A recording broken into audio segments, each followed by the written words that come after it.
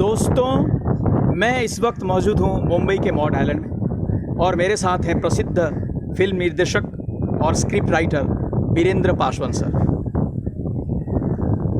Virendra sir, मैं आपसे आज फिल्म स्क्रिप्ट राइटिंग के ऊपर कुछ सवाल करूँगा और दर्शकों को आप सरल भाषा में उसका जवाब देना ताकि उनको समझ में आए कि फिल्म स्क्रिप्ट राइटिंग कैसे की जाती है।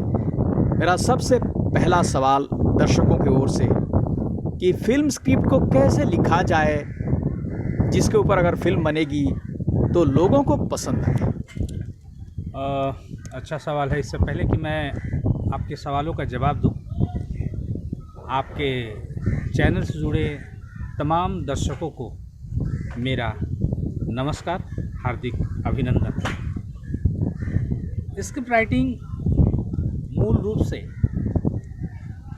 जो भी राइटर लिखता है, जो भी लेखक देश विदेश, छोटा बड़ा नामचीन, वो इस धरती पे, इस दुनिया में जो घटनाएं घटित हुई हैं, जो होने वाला है और जो हो गया, तीनों काल से कहानियों को वो लेता है।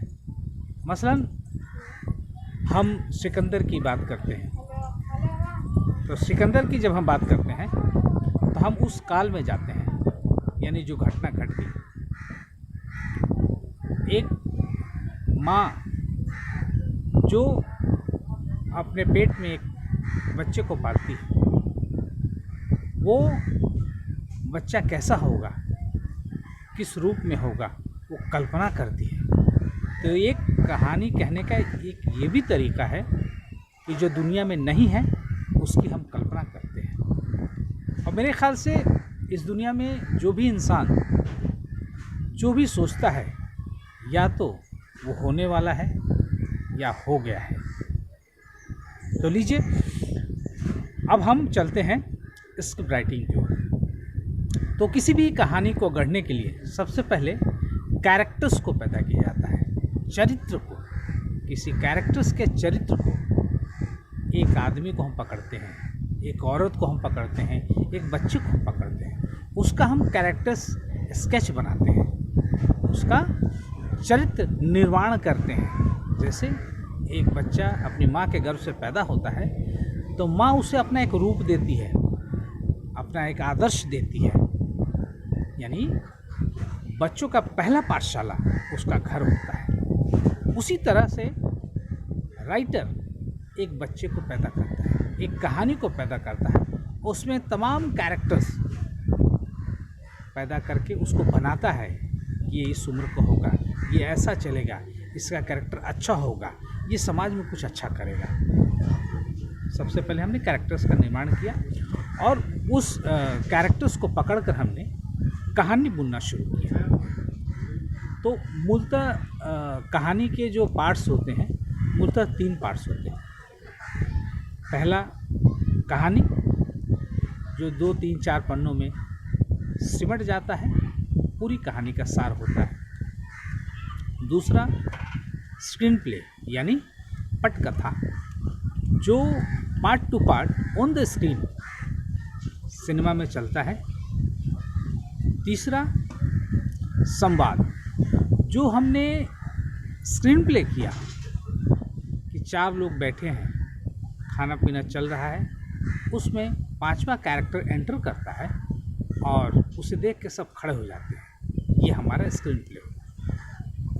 और उस स्क्रीन प्ले में जब आपस में लोग बातें करते हैं तो ये हमारा पार्ट ऑफ डायलॉग हो गया। तो these are 3 parts: story, screenplay and dialogue. अब इसमें क्या होता है कि कथा काल्पनिक है, स्वरचित है, या फिर वो आने वाले कल के लिए या गुजरे हुए कल के लिए लिखा जा रहा है। तो उसमें क्या होता है कि अगर हम बीते कल के लिखते हैं, सपोज़ स्वतंत्रता सेनानी के लिए हम अगर लिखते हैं, तो हम उस काल में जाते हैं, कैरेक्टर के साथ, कथानक के साथ, वहाँ का जो लोकेशन है, वो जगह है, उसी काल का होना चाहिए, उसी तरह का होना चाहिए। अगर हम माइथो में जाते हैं हम या तो राम पे लिखते हैं या कृष्ण पे लिखते हैं या ईसा मसीह पे लिखते हैं, तो फिर हम उसी काल में जाते हैं और उसी काल के तरीके से उस काल में कैसे बोलते होंगे, कैसे खाते होंगे, कैसे रहते होंगे, उनका वर्किंग स्टाइल क्या होता होगा, उनके वेपन्स क्या होते होंगे, वो सब हम उसका जो निर्माण है हम उसी तरह से करते हैं। अगर हम प्रेजेंट टाइम में, अगर उस कहानी को अगर प्रेजेंट टाइम में हम करते हैं तो फिर आज का कल्चर देखते हैं। आज का कल्चर में फिर हम सोसाइटी को डिवाइड करते हैं कि हमारा जो कैरेक्टर है कहानी के हिसाब से किस सोसाइटी की है। अगर वो लोअर सोसाइटी की है तो उसी तरह का उसका ताना बाना होगा, उसी तरह के उसके घर होंगे, झोपड़ी होंगे या पेड़ के नीचे रह रहा होगा। मिडिल क्लास होगा तो एक घर होगा, व्यवस्थित घर होगा, उसमें सारी चीज़ें होंगी। एकदम अपर क्लास का होगा तो फिर उसकी लिविंग स्टाइल बिल्कुल अलग होगी। तो इसलिए जो भी राइटर्स जो नए आ रहे हैं, जो गुजर गए वो बता गए, और जो नए आ रहे हैं उनको ये सोचना पड़ेगा कि हम एक कहानी कह रहे हैं तो उसका स्टाइल क्या है, वो किस वर्ग का है, और हम कहानी के मार्फत समाज में क्या देना चाहते हैं।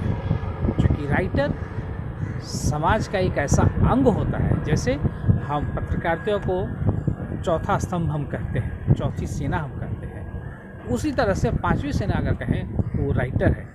चाहे वो किसी फॉर्म में लिखा, चाहे वो गीत में लिख रहा है, चाहे वो डायलॉग में लिख रहा है, चाहे वो संवाद में लिख रहा है, चाहे वो कहानी कर रहा है। और तीसरा ये है कि एक लोग बोलते हैं कि ऑफ स्टोरी मतलब अलग, समाज से अलग। जैसे कई ऐसी चीज़ें हैं जिस पे कहानियाँ नहीं कही गई हैं, कई ऐसी चीज़ें हैं जिस पे कहने से लोगों को लगता है कि ये ऐसा भी हुआ है क्या।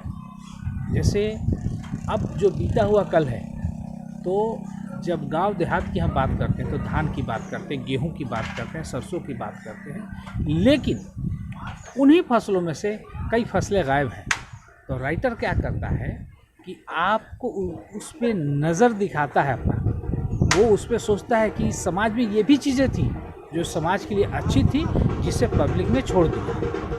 तो इस तरह से राइटिंग का अपना अपना स्टाइल होता है और अपना अपना तरीका, तो हर राइटर अपने तरीके से लिखते हैं।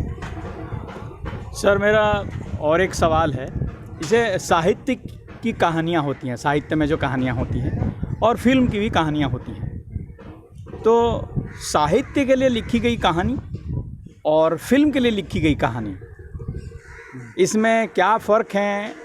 और जो साहित्य के लिए कहानी लिखते हैं, अगर वो चाहते हैं कि फिल्म के लिए कहानी लिखें तो उनको किस बात का ध्यान देना पड़ेगा? साहित्य का मतलब होता है साहित्य, यानी सामाजिक हित में जो लेखनी की गई वो साहित्य है। और अगर हम फिल्म की तरफ जाते हैं तो अगर साहित्यिक है तो धरातल से चलेगी, सच्चाई से चलेगी। लेकिन फिल्म में क्या होता है, ख्वाब होता है। हमें गरीब को भी बलवान दिखा देते हैं ताकि पब्लिक अट्रैक्ट हो, कमर्शियली वो हिट हो।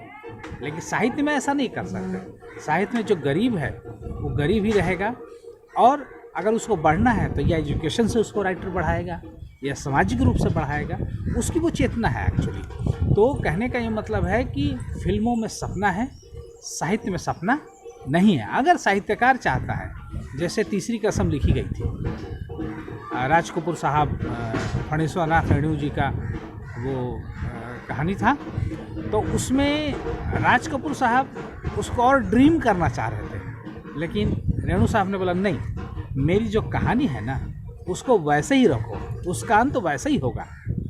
जैसे राज कपूर साहब हीरो हीरोइन को मिलाना चाहते हैं, फणीश्वर नाथ बोले नहीं, ऐसा नहीं होगा।